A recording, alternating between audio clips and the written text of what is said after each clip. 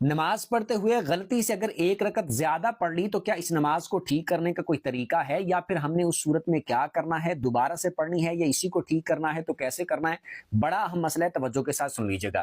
اگر آپ نے 2 رکعتیں پڑھنی تھی اور غلطی سے 3 رکعتیں پڑھ لی، اگر آپ نے 4 رکعتیں پڑھنی تھی اور غلطی سے آپ نے 5 رکعتیں پڑھ لی، اگر آپ نے جیسے مغرب کے 3 فرض ہوتے ہیں 3 رکعتیں پڑھنی تھی اور غلطی سے آپ نے 4 رکعتیں پڑھ لی، تو ان کا حل یہ ہوگا کہ اگر تو جیسے مثال کے طور پر 2 رکعتیں پڑھنی تھی، آپ التحیات پر بیٹھے، ایک صورت یہ ہو سکتی ہے کہ التحیات پر بیٹھ کر آپ پھر اس کے بعد غلطی سے کھڑے ہو گئے اگلی رکعت کے لیے، یا پھر یوں ہو سکتا ہے کہ آپ دوسری رکعت کے سجدے آپ نے کیے اور ڈائریکٹ بیٹھے بغیر سیدھا کھڑے ہو گئے اگلی رکعت کے لیے۔ تو اگر تو آپ ابھی تک صرف کھڑے ہی ہوئے،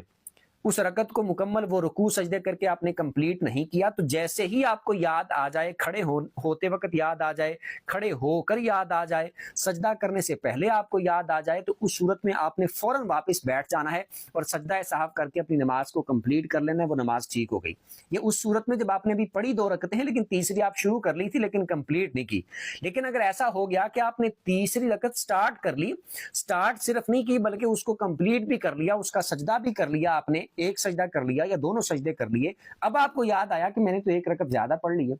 2 رکعتوں والی نماز میں ایسا ہوا، یا پھر 3 رکعتوں والی نماز میں ایسا ہوا، یا 4 رکعتوں والی نماز میں ایسا ہوا، تو اس صورت میں آپ نے ایسے کرنا ہے، جب 1 رکعت آپ نے زیادہ پڑھ لی ہے تو آپ نے نماز کو توڑنا نہیں ہے، روکنا نہیں ہے، واپس نہیں پلٹنا، بلکہ اسی طرح آگے نماز کو جاری رکھنا ہے اور 1 رکعت اور پڑھ لینی ہے آپ نے۔ 2 رکعتیں پڑھنی تھی، 3 پڑھ لی ہیں تو اب آپ چوتھی بھی ساتھ پڑھ لیں، 4 رکعتیں ہو جائیں گی۔ اگر آپ نے 4 رکعتیں پڑھنی تھی، 5ویں آپ نے ساتھ پڑھ لی ہے، تو اب آپ چھٹی بھی ساتھ پڑھ لیں، 6 رکعتیں پوری کر لیں۔ اگر آپ نے 3 رکعتیں پڑھنی تھی اور آپ نے چوتھی رکعت پڑھ لی ہے، تو اب آپ اس کو 4 کو ہی کمپلیٹ کر لیں، کیونکہ آپ ایک اور پڑھیں گے تو 5 ہو جائیں گی، تو اس لیے آپ ان کو 4 ہی رہنے دیں۔ پھر اس کا حل یہ ہوگا کہ اگر آپ نے